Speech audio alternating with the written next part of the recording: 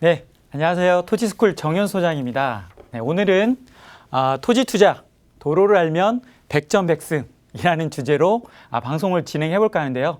그만큼 이 도로의 역할이 되게 토지 투자라는 데서 중요하다, 이렇게 이해하시면 될 것 같고요. 자, 올해는 각종 이 부동산 규제 정책으로 인해서 토지 시장이 상당히 주목을 받고 있는데요.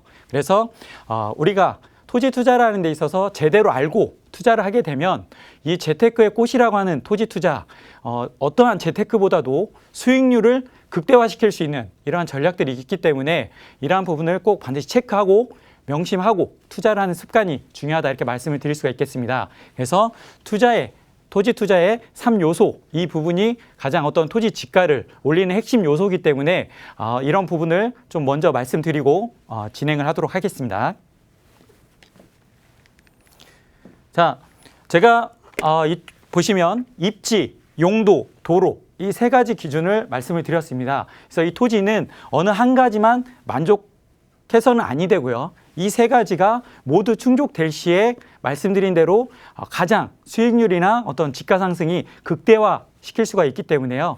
제가 말씀드린 이 입지, 그 다음에 용도, 이 도로에 대한 부분이 되게 중요하다 말씀을 드릴 수가 있겠습니다. 그래서 입지 같은 경우에는 제가 예전 방송에서도 계속 말씀을 드렸다시피 개발 호재가 있는 지역들을 잘 선정하는 이러한 부분이 되게 중요하다라고 말씀을 드렸습니다. 그만큼 우리나라의 국가에서 주도적으로 하는 국책사업, 세종시, 새만금, 이러한 대표적인 국가에서 주도적으로 하는 이런 국책사업, 아니면 어떤 대기업이 또 생기는 평택이나 당진 같은 이런 지역들이 상당히 투자의 가치가 높은 지역이다. 그래서 이런 입지를 잘 선택할 수 있는 그런 개발 호재가 있는 지역들을 잘 찾아내는 게 중요하다 말씀을 드리겠고요. 그 다음에 용도. 자, 이 용도는 뭐냐면 땅의 신분이 정해져 있습니다.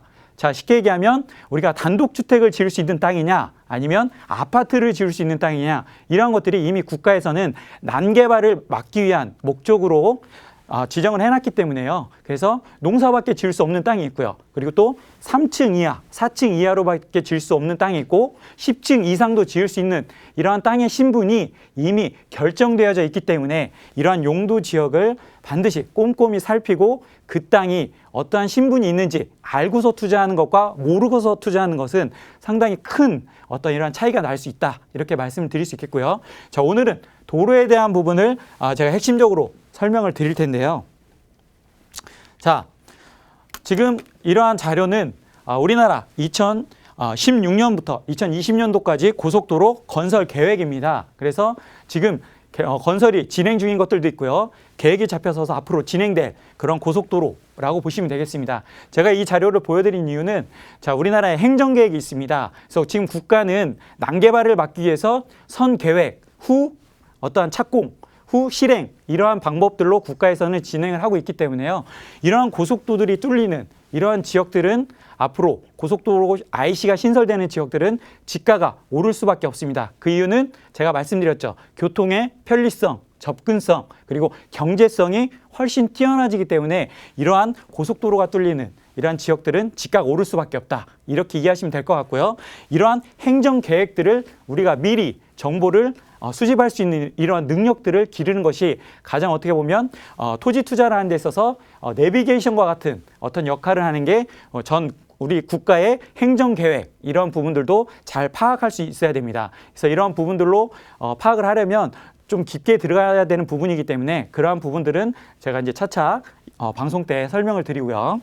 자, 그 다음, 자, 이거는 지금 확장하는, 실제 고속도로 현재 확장하는 그런 계획들이고요.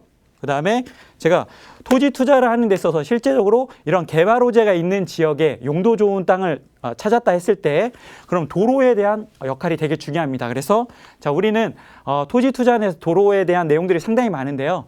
토지 투자를 하는 데 있어서는 건축법상 도로, 그 다음에 사도, 관습상 도로, 현황도로, 지적도상 도로, 이런 내용들이 있는데요. 이러한 부분들만 전반적으로 알아도 우리가 토지 투자를 하는 데 있어서 훨씬 더 가치 있는 그런 토지를 찾을 수가 있습니다.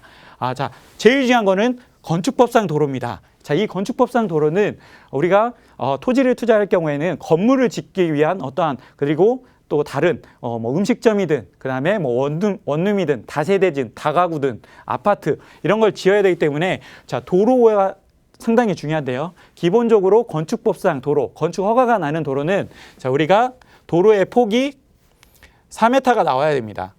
자, 도로의 폭이 4m가 나와야 되고요. 그 다음에 이 도로에 접해 있는 이 대지의 면적이 접해 있는 면적이 최소 2m가 접해 있어야지만 건축법상 건축 허가가 납니다. 그렇기 때문에 이게 도로와 대지와의 관계인데요. 그렇기 때문에 기본적으로 건축 허가가 나는 토지에서 4m에 2m, 이거는 도시지역 안에서 우리가 허가 나는 기준이라고 보시면 되겠고요. 자, 대신에 우리가 도로와 4m 말씀드렸는데요. 여기에서 개발되는 연면적이라고 합니다.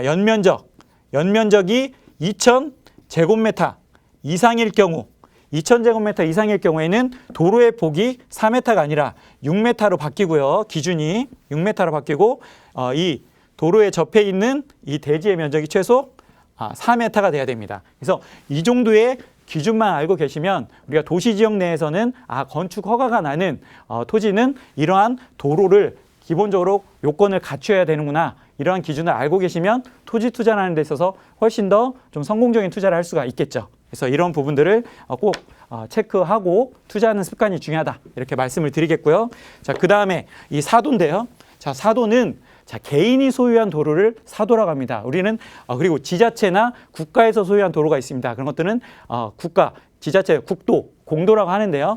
자, 이 사도가 중요한 이유는 자, 우리가 개인 소유의 토지는 도로도 주소가 나옵니다. 그래서 이러한 사도일 경우에는 건축 허가가 나지 않을 수도 있기 때문에 이러한 부분들을 잘 살펴보셔야 되는데요. 그래서 사도인지 국도인지 공도인지를 확인하는 방법은 자, 지번이 도로도 지번이 있습니다. 이 지번을 우리가 등기부 등본을 띄워보면 개인 소유, 자, 등기부 등본상에 개인 이름이 나오게 되면 사도라고 보시면 되겠고요. 지자체명이 나오게 되면 국도, 공도라고 보시면 되겠습니다.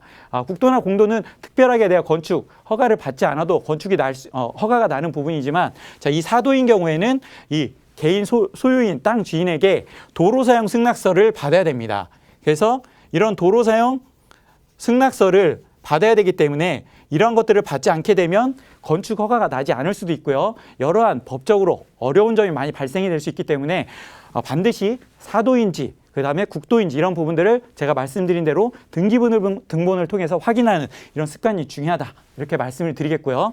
그 다음에 이 관습법상 도로라고 하는데요. 자, 이거는 일종의 사도하고도 같은데 중요한 거는 사도이지만 오랫동안 주민들이 어떤 이런 시골에 오랫동안 통행한 그런 도로입니다. 그래서 20년 넘게 개인의 소유인 도로이지만 20년 넘게 마을의 주민들이 통행을 하고 그 도로를 통해서 집이 지어져 있고 건축 허가가 난 그런 어떠한 토지들은 관습법상 도로라고 해서 이러한 도로사용 승낙서를 받지 않아도 건축 허가가 나는 부분이 있습니다. 그래서 이런 부분들은 각 지자체 조례마다 다르기 때문에 꼭 지자체에 문의를 하셔서 확인하는 습관이 중요하다, 이렇게 말씀을 드릴 수가 있습니다. 그 다음에 현황도로, 지적도상 도로가 있는데요. 자, 현황도로는 쉽게 얘기하면 우리가 지적법상 도로라고 해서 토지이용계획 확인서상에는 맹지로 나오는데 현장에 갔을 때 실제 도로가 있는 토지가 있습니다. 이러한 경우에도 건축 허가가 날 수도 있고요. 건축 허가가 안 날 수도 있습니다. 그렇기 때문에 각 지자체 조례에 따라서 이런 변경되는 게 있기 때문에요. 제가 항상 말씀드린 팁은 가장 중요한 거는 투자하기 전에 우리가 지자체에 일단 이런 상황들을 문의해보는 게 중요하다 말씀을 드리겠고요. 그 다음에 이 지적도상 도로도 마찬가지입니다. 지적법상엔 도로가 있는데 현장에 갔더니 도로가 없는 경우가 있습니다. 이런 경우에는 어떻게 해야 돼요? 실제 지자체에 문의를 해서 도로를 개설할 수 있는지 이런 여부들을 묻고 난 뒤에 우리가 도로를 개설하게 되면 이 토지는 가치가 훨씬 더 많이 올라가게 됩니다. 그렇기 때문에 이러한 부분들을 잘 미리 체크하고 투자하는 습관, 이러한 방법들을, 이래서 제가 말씀드린 대로 투자를 훨씬 더 극대화, 어떤 수익을 극대화시킬 수 있는 이러한 부분이기 때문에 항상 이런 도로에 대한 부분을 반드시 명심해야 된다, 이렇게 좀 말씀을 드리겠고요. 제가 솔직히 이런 도로에 대한 부분만 해도 상당히 폭이 넓습니다. 그렇기 때문에 좀 깊게 자세하게 듣길 원하시는 분들은 제가 진행하는 이런 세미나를 통해서 한번 받아보시게 되면 조금 더 좋은 정보를 받으실 수가 있으니까요. 한번 기회 되시면 참석해 보시는 것도 좋은 방법이 될 수 있겠습니다. 오늘 강의는 여기서 마무리 짓도록 하겠습니다. 감사합니다.